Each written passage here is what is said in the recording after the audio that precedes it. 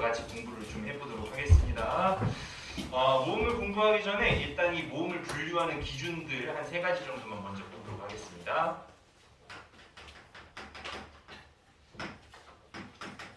저 표에 그대로 있는데 여러분들은 프린트 있으니까 안 써도 돼요.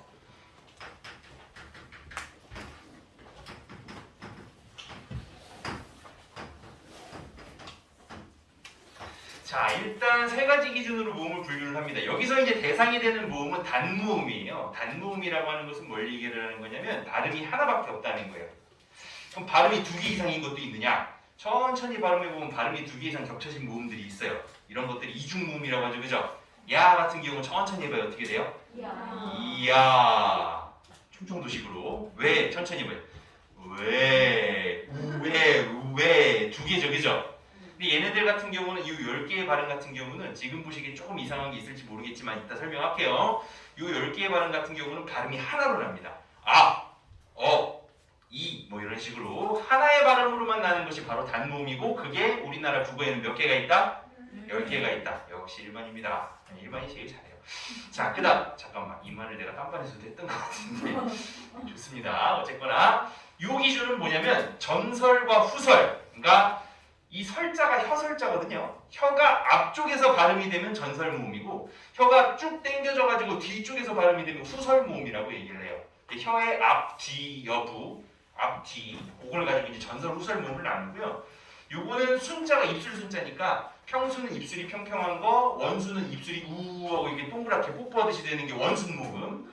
그 다음에 고중저는 이게 이제 중학교 때 여러분들 혀 높이로 배웠을 거야. 혀 높이로 하면 직관적으로 이해가 안 돼요. 그럼 뭘로 바꾸냐? 턱의 높이로 바꿔서 이해를 하세요.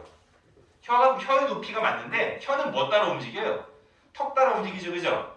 턱의 높이로 해가지고 턱이 가장 높으면 입이 가장 어떻게 되겠어요? 다물어지겠죠. 완전히 다물면 소리는 안 나니까 입이 바로 다물어지기 직전까지 턱이 높아진 것을 고모음이라고 하고요. 약간 어정뛰게 턱이 내려간 걸 중모음, 그 다음에 턱이 빠지기 바로 직전까지 하고 벌어지는 것을 저모음이라고 얘기를 합니다. 여기까지 이해하겠어요? 자, 혀의 높이, 턱의 높이 같이 이제 이해하셔도 된다고 얘기를 계속해서 하고 있습니다. 자, 그렇다면 일단 기준점을 잡고 그 기준점에서부터 시작해서 발음을 쫙 만들어 나갈 겁니다. 일단 여기 기준이 될 거예요. 요거 발음해보세요. 자, 같이 발음을 하면서 이걸 들어야 이해가 더 잘 됩니다. 입 안을 갖다가 들여다보시면서 뭐 실제로 볼 수는 없겠지만 대충 어떻게 나는지 정신을 좀 집중해가지고 들여다보면 혓바닥이 어디 있는지 어느 타점에서 소리가 나는지 이런 것들 느낄 수 있거든요. 자, 발음을 해보도록 하겠습니다. 이라고 발음을 하면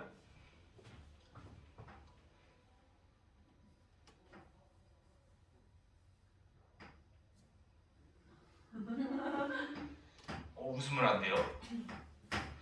대충 이렇게 생겼겠죠, 사람 입이. 어디 갔나? 어쨌든 여기가 이제 치존이 나는 잇몸 뒤쪽이고 이쪽이 이제 딱딱한 그 호두같이 생긴 입천장이었죠. 이제 경구개라고 얘기를 했었는데 요 이는 어디서 소리가 나냐면 요 경구개하고 치조하고 만나는 요쯤에서 타점이 소리가 나요. 그쪽에서 소리가 나는지 다시 한번 느껴보세요. 그리고 이라고 발음할 때 더 다물어지면 입하고 소리가 아예 없어질 정도로 거의 바로 이제 닫히기 직전까지 입이 다물어집니다. 그래서 고모음이고요. 그 다음에 혀가 앞으로 나와 있습니다. 왜냐하면 이쪽에 위치하고 있기 때문에 혀가 앞으로 나와 있다라고 얘기할 수 있어요. 그래서 전설모음이고요. 그 다음에 입술이 평평하기 때문에 평순모음이에요. 그래서 이제 여기 이제 기준점이 위치를 하고요. 그럼 여기서 중저모음은 똑같이 전설모음이니까 혓바닥 움직이면 안 되고요. 그 다음에 입술도 평평하게 그대로 유지를 한 상태에서 뭐만 내리면 되겠어요? 턱만, 그렇죠. 혀의 위치를 내리는 거니까 혀의 위치를 내려면 혀만 턱을 뚫고 내려갈 수는 없잖아요. 그죠? 턱을 내려줍니다. 턱을 어정쩡하게 내리면 이 발음이 나올 거고요. 완전히 끝까지 내리면 이 발음이 나올 거거든요. 근데 어정쩡하게 내리는 거 타점 잡기가 여러분들 좀 힘들 거예요. 그래서 완전히 끝까지 내려봅니다. 턱이 빠지기 바로 직전까지 다시 발음해보세요. 턱을 아예 밑으로 꽉 내려보세요. 여기 있는 발음이 뭐예요? 그래서 그러면 이하고 사이에 어정쩡하게 벌린 발음을 한번 해보세요. 그 사이에 있는 발음 여러분들한테 이거 2개를 발음하라고 하면 어떻게 되냐면 구별 못해요. 근데 이걸 발음하고 이렇게 됩니다. 따라해봅시다. 튼튼하게 나와야 돼요. 턱이 에. 자, 에하고 에는 그렇게 발음이 달라요. 그런데 여러분들 발음을 요걸 해보라고 하면 거의 똑같이 발음할 겁니다. 이거 발음해보세요. 이거 발음해보세요. 이제 알았으니까 약간 거 이렇게 발음을 하지만 이거 발음할 때 여러분들 거의 발음의 차이 못 느끼면서 하죠. 그죠? 여러분들이 잘못된 건 아니에요. 세대 자체가 이제 이 발음을 구별하지 않는 방향으로 가기 때문에 대부분 이걸 여러분들이 뭐라고 쓰냐면 표준어는 아니지만 이런 식으로 써서 얘랑 구별을 좀 해주죠. 그죠? 발음 차이가 잘 안 나다 보니까. 근데 아직은 표준 발음 자체가 이게 뇌가라는 발음이 있기 때문에 수능에서 여러분들이 이걸 구별을 잘 못하는 걸 알아요. 그래서 수능에서 많이 다룹니다. 이런 것들. 그래서 에 발음하고 에 발음하고 정확히 구별을 할 줄 아냐? 혀의 높이 차이가 난다는 것을 너네가 인식하면서 국어 생활을 하고 있느냐? 이런 것들을 알 수 있는 그런 것들을 묻는 문제들이 꽤 나오는 편입니다. 그래서 얘네 둘 굉장히 중요한 발음이고요. 그 다음에 더 중요하면서 조금 생소한 그런 발음들이 있어요. 자, 이 모음 다시 기준으로 돌아와 보겠습니다. 이 모음에서 똑같이 발음을 하면서 입술만 동그랗게 말아주면 여기 있는 발음이 나오겠죠, 그죠? 내 말 듣고 있어요? 좋습니다. 고개만 끄덕여도 돼요. 자, 이 발음 그대로 혓바닥 위치 그대로 그 다음에 턱 위치 그대로 고정시켜놓고 뭐만 동그랗게 말면 돼요? 입술만 동그랗게 말면 됩니다. 다시 이거 잘 안 돼요. 잘 하셔야 돼요. 여보세요. 입술만 동그랗게 말아봐. 아까 전에 단모음은 소리가 몇 개로 난다고 했어요? 하나로 나죠, 그죠? 단모음이기 때문에 소리가 하나로 나는 요 표준 발음이 만들어집니다. 근데 여러분들이 이거 발음하라고 하면 어떻게 해요? 대부분 위라고 하죠, 그죠? 근데 위라고 발음하는 거 여러분들 발음대로 해가지고 얘를 천천히 발음해봐요. 어떻게 돼요? 위 발음 두 개죠.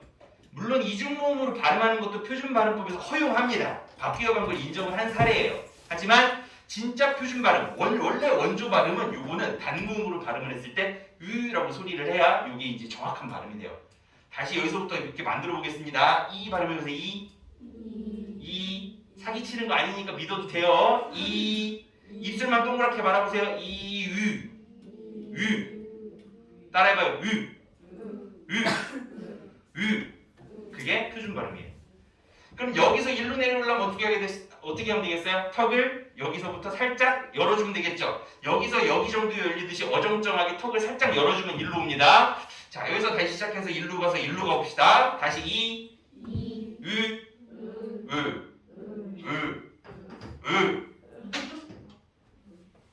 그게 표준 발음이에요. 원래 발음. 그렇기 때문에 요 위 발음하고 외 발음 지금 여러분들 거의 처음 들어보죠.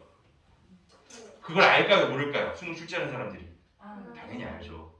이걸 공부 안 한 사람들은 이걸 모른다는 걸 알아요. 그렇기 때문에 발음에서 사실상 가장 문제가 되고 가장 여러분들이 모음에서 좀 챙겨봐야 될 부분이 바로 이 부분이라고 얘기를 하고 있는 거예요. 일단 이렇게 와도 똑같이 됩니다. 자, 이 발음해보세요. 에까지 가면 안 돼요. 에에서 입술만 동그랗게 맙니다.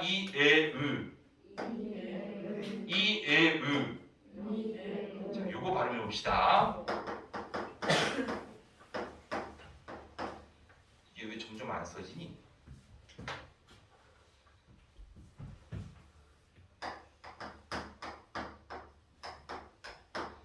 읽어봐요. 여러분들이 읽듯이 참외라고 읽으면 이건 이중모음의 발음이죠, 그죠? 단모음으로 발음하면 어떻게 되겠어요? 정확히 발음하면 참의. 따라해봐요. 참의. 내가 바보 같아요? 자, 이거 읽어보세요. 누구야? 이거 읽어보세요. 여러분들이 읽듯이 읽으면 우외국이죠, 그죠? 이중모음이잖아요. 단모음으로 발음 정확히 해봐요. 어떻게 돼요? 의국. 따라해봅시다. 의국. 예? 의국. 국어 선생님이에요. 괜찮아요. 믿어도 돼요. 자, 이거 한번 따라해봅시다. 위기 아니고요. 위기는 물론 표준 발음으로 허용은 되지만 원래 발음이 아니에요. 이거 발음 어떻게 하냐면 위기. 그게 원조 발음이에요. 원래 발음. 한 번도 들어본 적 없죠. 근데 이걸 내 선생님이 이제 요거를 강조해주기 위해서 이 발음을 여러분들한테 명확히 들려주기 위해서 약간 바보처럼 발음한 것도 있지만 요거를 알고 이제 뉴스데스크나 뭐 이런 것들을 보게 되면은 보이는 게 있을 겁니다. 의국이나 위기 같은 경우는 굉장히 많이 나오는 단어거든요. 선생님도 일상생활에서 울고 울기 이러지는 않아요. 그런데 그 앵커들 발음하는 걸 잘 들어보면 단모음으로 발음해요. 이제는 들릴 거예요. 그래서 요거를 알고 가서 들으면 이제는 들리는 것들이 좀 있을 겁니다. 그래서 이러한 것들이 발음이 원래 그랬다는 거 새삼 알아두시길 바랍니다.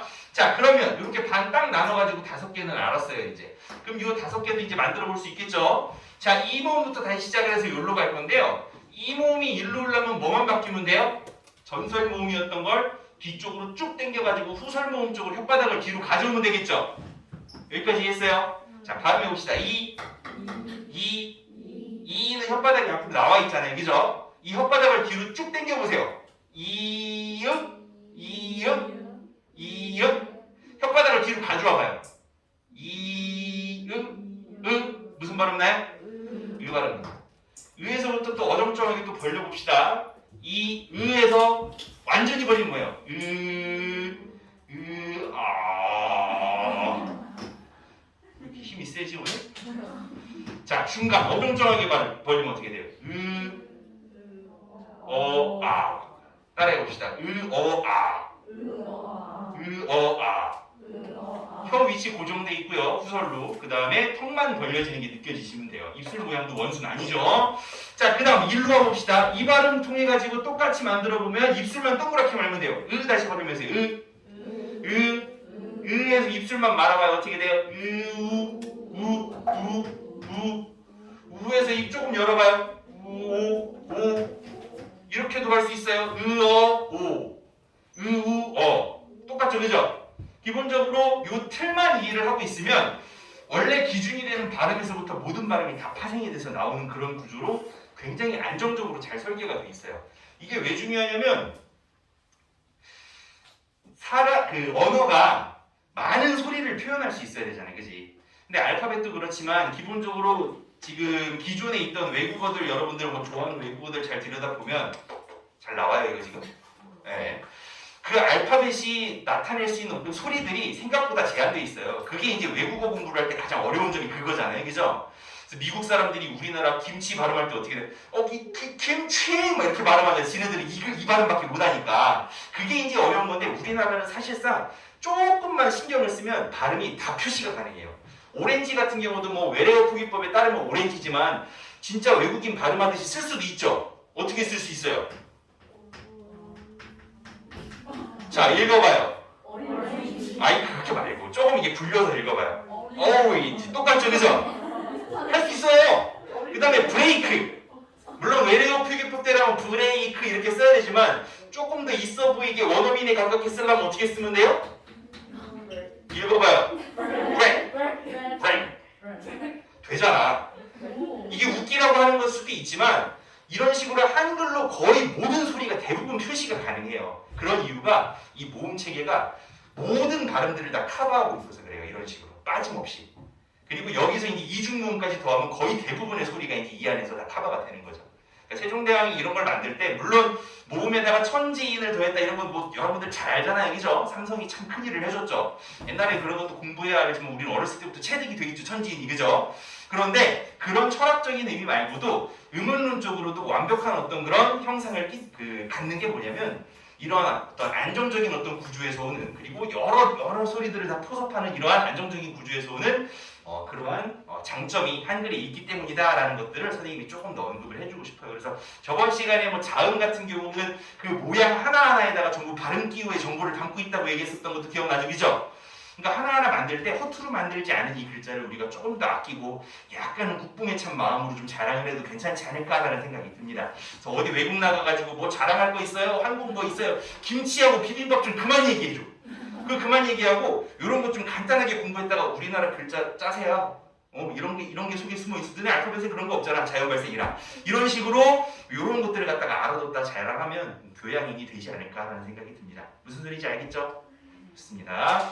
모음에 대해서는 이렇게 공부를 좀 해봤고요. 자, 그렇다면은 기본적인 의문들 중에 자음과 모음 플러스 뭐 소리의 장단까지 의문에 대해서 얘기를 했었는데 이제는 의문 규칙에 대해서 한번 얘기를 해봅시다. 의문 규칙은 크게 4가지로 나뉩니다. 교체, 탈락, 첨가, 출격인데요. 이 4가지가 굉장히 좀 중요해요. 일단 중요한 이유 중에 하나는 뭐냐면 수능 시험을 볼 때 요 네 가지 유형으로 얘들을 분류하라는 어떤 그 문제가 굉장히 자주 나옵니다.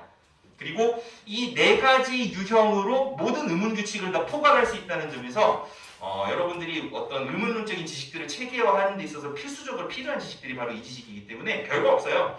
교체, 탈락, 첨가, 축약 이 네 가지로 나뉜다 정도는 여러분들이 기억을 좀 해야 되고요. 교체는 A가 그냥 B로 바뀌는 거예요. 이런 식으로. 그냥 기억이 니은으로 바뀌는 거. 아니면 디귿이 시옷으로 바뀌는 거. 별거 아니죠. 탈락은 뭐겠어요 그럼? A하고 B하고 만났는데 둘 중 하나가 떨어져 버리는 거죠. 그죠? 그게 탈락이에요. A와 B만 남는 거죠. 그 다음 축약은 뭐냐? A하고 B하고 더해졌는데 전혀 다른 C가 되는 거야. 화학 반응이 일어나는 거죠. 그죠? A, B 둘 중에 하나만 나오면 탈락이지만 기억하고 니은하고 더했는데 갑자기 디귿이 돼버려. 이거는 이제 축약이 되겠죠. 그죠? 첨가는 이런 식입니다. A하고 B하고 더했더니 새끼가 생겼어요. 그죠? 중간에 C라고 하는 이상한 전에 없던 의문이 추가가 되더라. 이게 바로 첨가다. 이런 식으로 이제 여러분들이 이해를 해두시면 되겠고요. 각각의 유형별로 많은 의문 규칙들이 있는데 이 중에서 가장 많은 건 사실상 교체예요. 그래서 교체의 첫 부분인 음절 끝소리 규칙부터 시작을 해가지고 자음 동화에 뭐 이런 것들이 쫙 있고요. 그다음에 모음 동화에 이런 것들이 쫙 있고요. 그다음에 뭐 경음화, 모음주화까지 있는데 일단 그 첫 시작으로 음절 끝소리 규칙까지만 오늘 한번 해보도록 하겠습니다. 자, 요거 중학교 때 음절 끝소리 규칙 배운 적이 있을 거예요. 근데 왜 불이 나오냐? 아마 깊이까지는 안 배웠을 테고 그냥 음절 끝에서 나는 대표음을 재밌게 외웠던 적은 있을 거야. 어떻게 외웠어요 이거? 저기도 써놓기도 했지만 뭐 가느다란 물방울하고 다른 버전이 또 있기는 하지만 뭐 말하기 적합치 않아서 일단 얘기는 안 할 텐데 어쨌거나 뭐 저런 것들을 가지고 이제 7가지 대표음을 갖다가 여러분들이 배웠던 기억이 날 겁니다. 일단 대표음을 좀 써놓고요. 거기에 대해서 왜 이런 현상이 일어나고 이 현상이 어떤 식으로 안 일어나는 그 구간도 있어요. 그래서 그 환경도 왜 그런지 한번 살펴보도록 하겠습니다.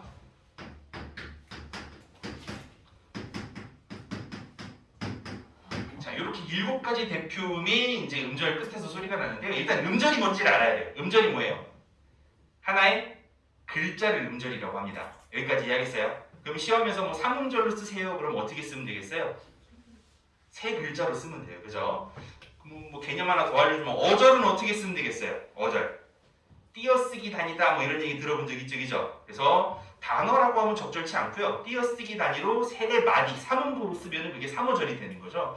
그런 식으로 어절과 음절이라는 얘기를 하는데 일단 그 글자 하나에 해당하는 음절 끝소리 그러니까 만약에 뭐 이런 글자를 쓴다고 하면 여기 있는 요 글자에 대한 발음에 대해서 소리에 대해서 얘기를 하는 겁니다. 자, 이 음절 끝소리 규칙을 발음을 하기에 앞서서 요 발음이 초성이 있는 소리는 어떻게 다른지를 좀 알아야 돼요. 이 명칭들을 그대로 사용을 해가지고 알려주겠습니다.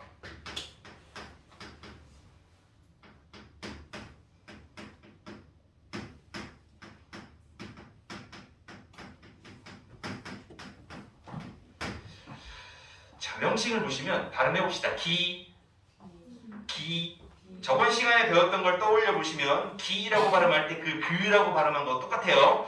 기역 발음이 어떻게 나냐면 혀뿌리 쪽이 연구개 쪽을 꽉 막았다가 터트리면서 소리가 나요. 그래서 파열음이었죠. 그죠? 연구개 음이고 다시 발음해보세요.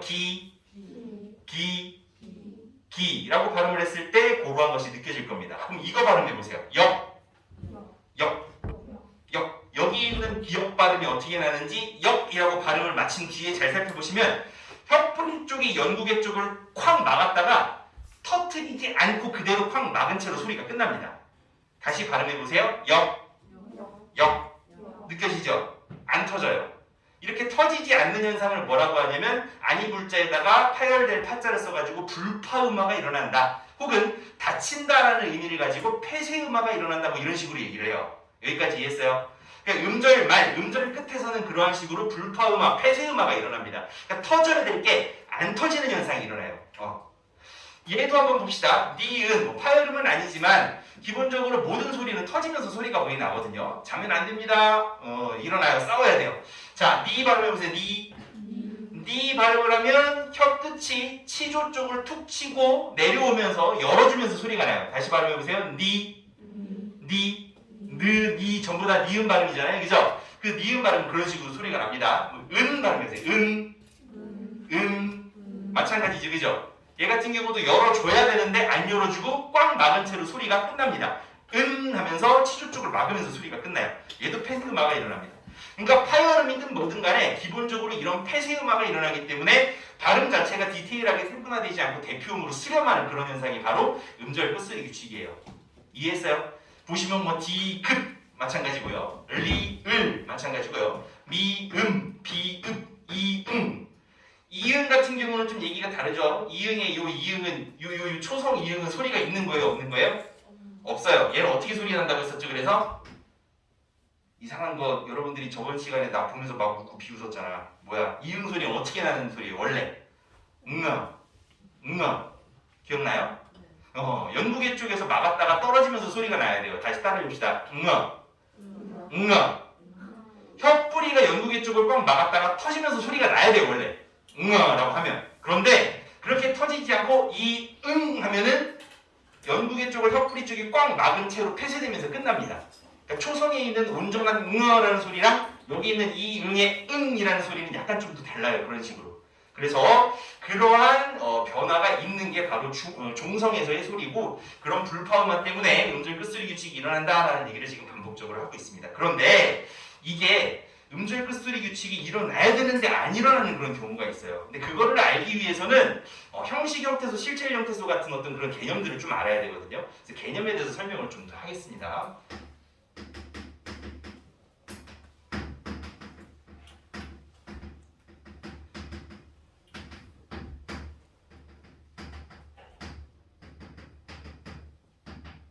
자, 형태소라고 하는 거 첫 시간에 선생님이 의문의 개념을 얘기하면서 이것도 얘기한 적이 있어요. 형태소는 무슨 개념? 일단 의문에 대한 개념부터 다시 한번 살펴봅시다. 의문은 뭐였어요? 꼬꼬댁 하면서 선생님도 막 얘기했던 거 기억나죠? 의문이라는 건 어디에 존재하는? 사람들의 머릿속에 존재하는 구체적이고 물리적인 소리가 아니라 추상적인 말소리였죠. 그죠? 여기까지 기억나요? 그리고 얘네들은 뭐를 호끼고 이렇게 쓰면 말이 달라지잖아요. 그죠? 자음을 바꾸고 몸을 바꾸면 뜻이 달라져요. 소리의 장단도 뜻이 달라지죠. 그죠? 뭐를 변별해요? 의미를 변별하는 소리의 최소단이다라는 개념을 기억하고 있을 겁니다. 여기까지 이해했어요? 그러면 의문이라는 것은 소리의 최소단이라면 이 형태소라는 것은 뭐라고 정의할 수 있냐면 뜻의 최소단이에요. 뭐의 최소단이라고요? 더 찢으면 뜻이 그러면 어떻게 돼요? 사라지는 거죠.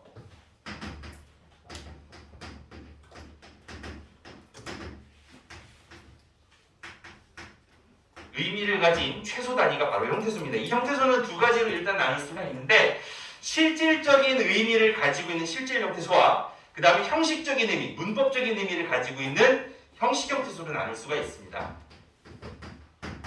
예를 들어서 얘기를 좀 해볼게요. 예를 들어서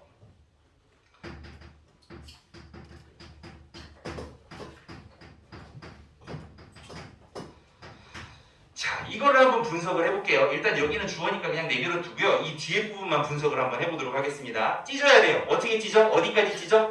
의미가 없어지기 직전까지 찢어야 되겠죠. 그죠? 더 찢으면 사라질 정도로 찢읍시다. 일단 여기가 분리가 됐으니까 요거 하나 일단 남았네요. 그죠? 얘는 정체가 뭘까요? 이런 거 배운 적 있죠? 형식 형태소인데 얘 정체가 뭐예요? 상민이를 주어로 만들어주는 무슨 격조사? 주격조사라는 말 들어본 적 있을 거예요. 그죠? 주격조사예요. 이 주격조사는 얘가 실질적인 의미를 갖지는 않아요. 그런데 이 문장 안에서 상민이가 주어라는 정보를 담고 있어요. 그것도 의미거든요. 그런 의미가 바로 무슨 의미다? 형식적 의미다. 그래서 이러한 조사들은 무슨 형태소다? 형식 형태소다라고 우리가 분류할 수 있어요. 자, 그 다음 띄었다도 찢어보겠습니다. 띄 찢고요. 찢고요. 다 찢어요. 이걸 더 찢으면 안 되죠. 그죠? 쌍디가 찢어가지고 어디다 쓸 거야? 국을 먹을 거야? 엇도 더 찢으면 안 돼요. 다도 더 찢으면 안 됩니다. 그죠? 그럼 이 찢기 바로 직전까지 의미가 없어지기 바로 직전까지 찢은 얘네들이 도대체 어떤 뜻을 가지고 있는지 또 어떤 형태소인지 그걸 구별을 해볼 거예요. 중요합니다. 잘 봐야 돼요. 정신 놓고 지금 눈 희번덕거리면 안 됩니다. 띠라는 형태소. 이건 어떤 형태소예요? 띠. 어떤 의미를 가지고 있어요? 실질적으로 움직이는 어떤 뜻을 가지고 있죠. 그죠? 얘는 실질 형태소예요. 얘는 어때요? 뛰다 하고 뛰었다 하고 의미가 어떻게 차이나요? 뛰는 건 지금 뛰는 거고 띠 어떤 거는 뭐예요? 옛날에 띈 거죠. 과거의 의미를 더해줘요. 이 문장에다가 과거의 의미를 더해주기 때문에 실질적 의미를 가지고 있다고 보기는 어려워요. 문법적인 의미, 형식적인 의미입니다. 그럼 이런 형태소를 뭐라고 얘기를 하죠? 형식 형태소라고 얘기를 해요. 요 어미에 해당하는 거예요. 선어말 어미죠, 그죠? 그 다음에 얘는 종결 어미예요. 얘도 문장이 평서형으로 끝난다라고 하는 문법적인 정보만 담고 있습니다. 그렇기 때문에 얘도 무슨 형태소예요? 형식 형태소예요. 여기까지 이해하겠어요? 그러니까 형태소가 뭔지, 그리고 실질 형태소가 뭔지, 형식 형태소가 뭔지 이걸 알아야지 그 다음 설명을 이해할 수 있어요. 자, 그렇다면 이 내용들을 가지고 한번 여기를 한번 좀 보세요. 저기 있는 얘 4개를 가지고 설명을 할게요.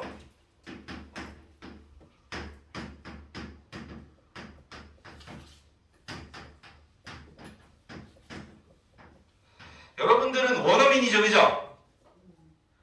영어 문법 시간 아니잖아. 원어민이에요, 그죠? 근데 이미 얘네들이 어떻게 소리 나는지는 이미 다 알고 있어요. 우리 정답을 이미 알고 있습니다. 알고 있는데 이게 왜 그런지 설명을 못할 뿐인 거죠, 그죠? 발음해봅시다. 발음해봐요. 어떻게 발음나요?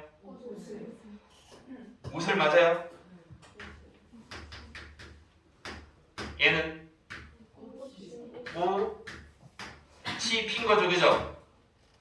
얘는 이상하죠? 안 이상해요? 얘는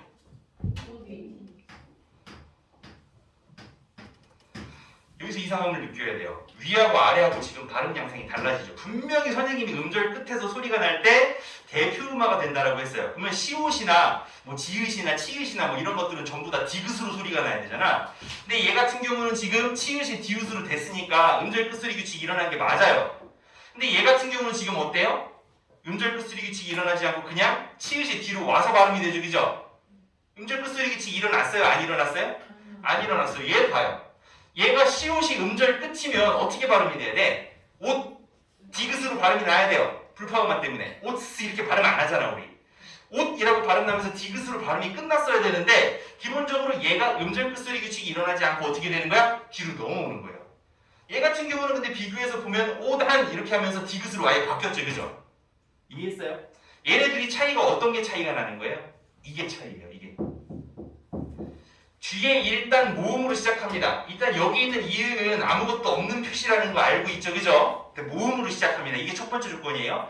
두 번째 조건, 여기가 실질 형태소여야지만 음절 끝으로 사람들이 인식을 해서 음절 끝소리 규칙이 일어나요. 그럼 반대로 말하면 여기가 모음으로 시작을 하면서 여기가 형식 형태소일 경우 사람들이 여기를 음절 끝으로 인식을 한다, 안 한다?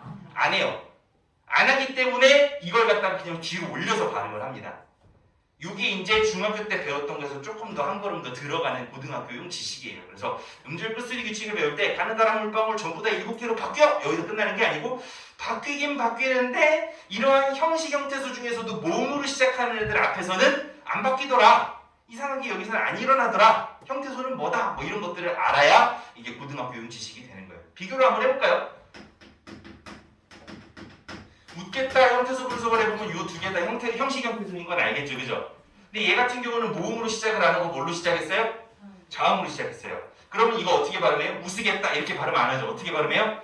웃겠다, 웃겠다, 웃 디귿으로 발음되죠, 그죠? 디귿으로 발음이 됐다는 것은 이게 음절 끝에서 음절 끝소리 규칙이 일어난 거네요. 같은 형식 형태소지만 기본적으로 이런 모음으로 시작하지 않고 자음으로 시작할 경우에는 또 음절 끝으로 인식을 해요. 여기까지 이해하겠어요?